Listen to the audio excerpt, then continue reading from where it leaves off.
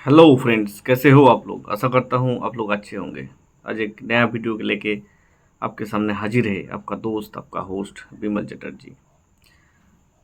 आज का जो स्टोरी है ये महाभारत का युद्धवीर, योद्धा, दानवीर कर्ण के बारे में है। आप लोगों ने सभी ने कर्ण का नाम तो सुना ही होगा। तो चलिए आज कर्ण की, दानवीर की, दान महानता की बातें सुनते हैं। एक बार श्री कृष्ण भगवान युधिष्ठिर की राज दरबार में बैठा होता है।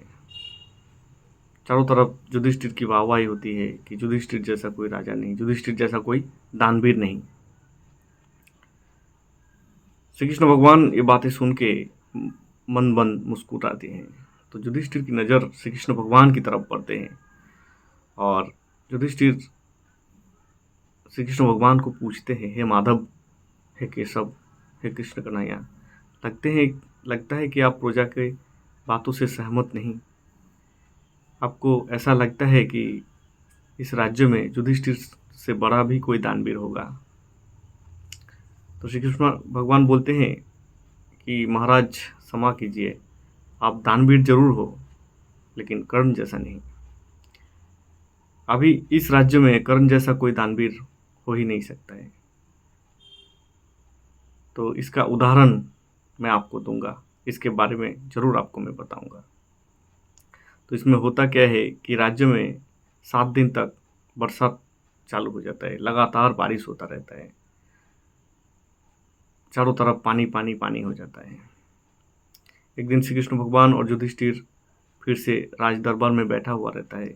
इतने में एक संत, एक महात्मा, एक साधु, एक ऋषि राज दरबार में हाजिर होता है। वो युधिष्ठिर को बोलते हैं कि हे महाराज, मैं आपके दरबार में बड़ी आस लेके आया हूँ। मैं एक हवन कर रहा हूँ और उसके लिए थोड़ा चंदन की लकड़ी की ज़रूरत पड़ गई। तो अभी ये बरसात के माहौल में कहीं चंदन की लकड़ी मिल नहीं रहा है। तो अगर आप थोड़ा चंदन की लकड़ी की व्यवस्था कर दो तो बड़ी उपकार होगी। तो युधिष्ठिर बोलते हैं, इतनी सी बात। राज सैनिकों को बुलाते हैं और बोलते हैं कि कहीं से भी चंदन की लकड़ी ढूंढ के लाओ और इस महाराज को, इस संत को दे दो।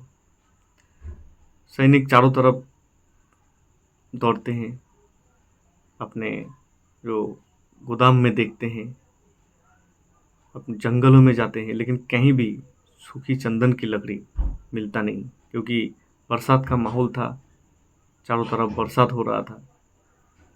लगातार बरसात के कारण सूखी लकड़ी मिलना मुश्किल हो गया था। तो सैनिक लोग वापस आते हैं, खाली हाथ आते हैं और महाराज युधिष्ठिर को बोलते हैं कि महाराज क्षमा कीजिए, चंदन की लकड़ी, सूखी लकड़ी की व्यवस्था नहीं हो सका। तो युधिष्ठिर उस संत को, ऋषि को, साधु को बोलते हैं कि महाराज क्षमा कीजिए, अति बरसात के कारण चारों तरफ आप देख रहे हो बरसात की माहौल है, इस माहौल में सूखी लकड़ी मिलना मुश्किल है, तो मुझे क्षमा कीजिए। तो श्री कृष्ण भगवान वहाँ पे उपस्थित होता है। श्री कृष्ण भगवान बोलते हैं कि इस राज्य में और एक दरबार है, आप वहाँ जाइए, आपको वहाँ खाली हाथ नहीं फिर जाना पड़ेगा, वहाँ आपको चंदन की लकड़ी का व्यवस्था जरूर हो जाएगा। तो संत महात्मा पूछते हैं कि कहाँ जाए श्री कृष्ण महाराज। तो बोलते हैं कर्ण के दरबार में जाओ, वहाँ आपको जरूर व्यवस्था हो जाएगा। तो ये साधु महात्मा कर्ण के दरबार में पहुँचता है और इधर श्री कृष्ण भगवान युधिष्ठिर को बोलते हैं कि चलो आज कर्ण की महानता, कर्ण की दानवीरता आपको दिखाते हैं कि कहाँ से वो चंदन की लकड़ी का व्यवस्था करते हैं। तो ये दोनों अपना भेष बदल के कर्ण के दरबार में पहुंचते हैं। इधर साधु भी पहुंचता है। कर्ण अपने दरबार में बैठा हुआ होता है। साधु महात्मा कर्ण को बोलते हैं कि महाराज चारों तरफ बरसात की माहौल है, इस टाइम पे चंदन की लकड़ी मिलना मुश्किल है, मेरे को एक हवन करना है, मेरे को चंदन की लकड़ी की सख्त ज़रूरत है। अगर आप कृपा करके थोड़ा मेरे को चंदन की लकड़ी दे सके तो बहुत मेहरबानी होगी। तो कर्ण अपने दरबारियों को बुलाते हैं, अपने सैनिक को बुलाते हैं और बोलते हैं कि इस महाराज की चंदन की लकड़ी का व्यवस्था किया जाए। सैनिक दौड़े दौड़े अपने भंडार में पहुंचते हैं, चारों तरफ जंगल में जाते हैं, लेकिन कहीं भी चंदन की सूखी लकड़ी नहीं मिलता है। ये लोग भागे भागे आते हैं और कर्ण को बोलते हैं कि महाराज, हम लोगों ने बहुत कोशिश की, लेकिन चंदन की सूखी लकड़ी मिलना इस टाइम पे मुश्किल है, क्योंकि बरसात के माहौल है, चारों तरफ बरसात ही बरसात है, बारिश है। तो क्षमा कीजिए, इस टाइम पे चंदन की लकड़ी मिलना मुश्किल है। कर्ण साधु की तरफ देखता है तो साधु बोलता है कि महाराज रहने दीजिए, अभी चंदन की लकड़ी मिलना मुश्किल है, क्योंकि अभी बरसात के माहौल है। तो कर्ण मुस्कुराते हैं और साधु को बोलते हैं कि आप चिंता मत करो। सैनिक को आदेश देता है कि मैं जिस शयन कक्ष में सोता हूँ, उस शयन कक्ष का जो दरवाज़ा है वो चंदन के लकड़ी से बना हुआ है। तुम लोग जाओ और उसको तोड़ो, और वो चंदन की लकड़ी महात्मा जी को, साधु को, तो उसका काम पूरा होगा। सब जाते हैं। कर्ण बोलता है कि मैं जब सोता हूँ तो ये चंदन की लकड़ी की तरफ हमेशा मेरा नज़र पड़ता है, तो ये साधु महात्मा के काम नहीं आ सकता है तो किस काम का। जाओ, चंदन की लकड़ी वहाँ से तोड़ के व्यवस्था करो।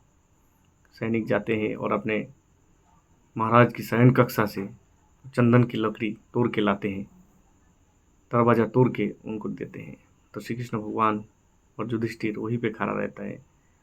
श्री कृष्ण भगवान युधिष्ठिर को बोलते हैं कि महाराज, आपके शयन कक्ष का दरवाज़ा भी चंदन के लकड़ी से बना हुआ है, लेकिन आपके मन में कभी ये विचार भी नहीं आया। तो आप ही बताओ कि कर्ण से ज़्यादा इस राज्य में दानवीर कौन हो सकता है। तो सही में कर्ण एक अनोखा पात्र था। इनका बहुत सारी कहानी है, आपके सामने एक एक करके मैं लाने की कोशिश करूँगा। आज के लिए इतना ही। अगर ये कहानी आपको अच्छा लगा तो चैनल को सब्सक्राइब जरूर करना, लाइक शेयर कमेंट करना मत भूलना, और मेरा फेसबुक पेज को भी फॉलो कर देना। आज के लिए इतना ही, धन्यवाद।